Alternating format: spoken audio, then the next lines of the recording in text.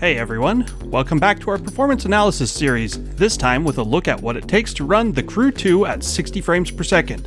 We're in the middle of the summer doldrums, so there haven't been many major releases that warranted in-depth benchmarking. I hoped the Crew 2 would be an exception and fixed some of the problems that the original game had in the process. Unfortunately, the frame rate cap remains in place, never mind the rest of the game. But sometimes you just have to take what you get. For these benchmarks, I'm using the Port Foliage Rally Raid event. It's in a more demanding forest location, but more importantly it has a fixed time and weather for the race, otherwise those elements could affect the consistency of benchmark results. The hardware for our performance analysis testing is provided by MSI, with the current generation MSI motherboards and graphics cards plus a few older models included as reference points. The primary test system uses an Intel i7-8700K Coffee Lake processor, not that it really matters much in the Crew 2. All the recent Intel Core i3 and above processors, along with AMD's Ryzen 3 and above CPUs, hit similar performance levels, thanks to that 60 FPS cap.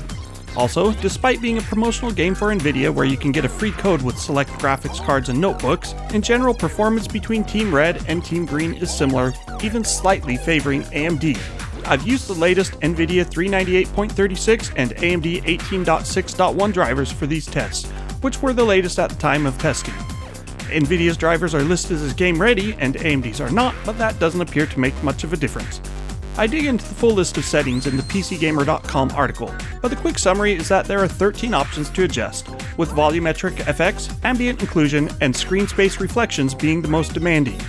While the driving experience may not always be the greatest, the Crew 2 does include some impressive graphics, and the condensed representation of the United States is a lot of fun to roam around. I've maxed out the graphics settings, and even then the 60 FPS cap becomes a limiting factor at lower resolutions, so let's start at the top and work our way down for a change. Running 4K at maximum quality and a consistent 60 FPS isn't quite possible with any current graphics card, though the upcoming GTX 1180 will likely change that. The 1080 Ti comes close, and in many areas it hits the frame rate cap, but everything else falls short. AMD's Vega 64 is a bit faster than the GTX 1084 change, so the Nvidia branding again doesn't seem to matter. If you want to run 4K resolution at lower quality settings, the 1080 Ti hits 60 FPS using the high preset, while the Vega cards and the GTX 1080 need to run at the low preset, and the GTX 1070 needs to drop all the way to minimum quality to hit a steady 60 FPS. For 30 FPS, even the GTX 970 can manage 4K at minimum quality, along with everything above it. Dropping to 1440p while maintaining maximum quality brings the frame rate cap into full effect on the faster GPUs, so I'm sticking with more modest cards for the frame rate overlays. The GTX 1070 and RX Vega 56 are still right at the 60 FPS limit most of the time, while the RX 580 leads the GTX 1060 by a small margin. Dropping a few settings will easily get any of the high-end GPUs to a steady 60 FPS. Looking at the full performance chart, in the mid-range category the RX 580 and 570 continue to lead the GTX 1060 models, and older generation cards like the 970 and R9 390 continue to perform well. At lower quality settings, everything from the 970 and above can reach 60 FPS at 1440p, using a mix of minimum to medium quality to get there depending on your card. 1080p maximum quality allows even more GPUs to reach the frame rate cap, and with the Ultra preset, the 1063GB and above get there as well. That's why the frame rate overlays focus on more budget-minded GPUs. The RX 570 and GTX 1060 max out performance most of the time, with a few dips here and there.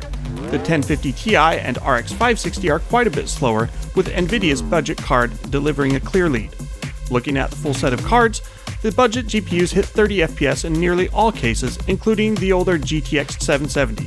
At the top of the chart, there's effectively an 8-way tie, with the 60 FPS limit as the great equalizer. Wrapping things up, for 1080p medium quality, only budget cards like the 1050 Ti and RX 560 can't consistently max out performance. That might be a bit surprising. 1080p medium isn't a high bar to clear after all, and with the GTX 1050 Ti going for $175 and up, it's hardly a budget GPU. But that's where things stand. So let's shift the focus to the integrated solutions at 720p and minimum quality for a moment. In most respects, AMD's Ryzen 5 2400G processor with its Vega 11 graphics is the high bar for integrated graphics. It almost manages a consistent 60 FPS at 720p minimum, or even low to medium quality, which is nearly triple the performance of Intel's HD Graphics 630. The reason the Vega 11 falls short is a bit perplexing, however. You can see the occasional large dips, which I've noticed in other games as well. There's no clearer rhyme or reason to the dips, and I suspect additional driver work could improve the situation. At present, the dips are severe enough to impede gaming, which is unfortunate. Overall, there are more than 20 graphics cards that can run the Crew 2 at 1080p medium and still reach the 60 FPS limit. All the tested cards above the R9 380 get there, and previous generation GTX 780 and above, or R9 280 and above, and even HD 7950 if you remember that, are likely sufficient. For CPU testing, I've used the GTX 1080 Ti on all the processors. This is to try and show the maximum difference in performance you're likely to see from the various CPUs. Running with a slower GPU would further reduce the performance gap. It turns out that the Crew 2 is basically a non-event when it comes to CPU requirements, thanks once again to the framerate cap. At 1440p, every CPU I tried averaged 60 FPS, with only minor variations in minimum FPS. Normally, lowering the quality or resolution would show a larger separation, but not with a framerate cap. Going the other way and running at 4K shifts the burden to the GPU, and every processor still performs about the same. Unless you have a very old or slow CPU, there's a good chance it can run the Crew 2. Testing notebook performance runs into similar limitations as CPU testing, since two of the notebooks have 1080p displays, and the laptop with a 4K display is the GS63VR, which has the weakest graphics part. Yeah, you can see what that looks like, a virtual tie. All the systems hit 60 FPS at 1080p medium as well, and even at 1080p max, they're all close to the framerate cap. The GS63VR is the only one that falls short, so if you have a relatively recent gaming notebook, like anything with a GTX 970M or faster, you should be fine. Once again, thanks to MSI, who provided PC Gamer with the hardware and sponsorship for these performance analysis articles. I used MSI's Z370 Gaming Pro Carbon AC motherboard with the Intel CPUs, and the new MSI X470 Gaming M7 AC motherboard for Ryzen processors. Both systems use 16GB of DDR4 3200 CL14 memory, with the game loaded from SSD storage in all cases. 60 FPS ends up leveling the playing field, which might seem like a good thing. The problem is that many PCs can hit higher frame rates, and having experienced the joys of incredibly smooth 100+ frame rates on 1440p 144Hz G-Sync and FreeSync monitors, I don't want to go back to 60Hz. That may have been okay 10 years ago, but it's 2018, and time to rethink artificial performance limitations. Let's hope more developers and publishers get the message. PC gamers enjoy frame rates above 60. Thanks for watching.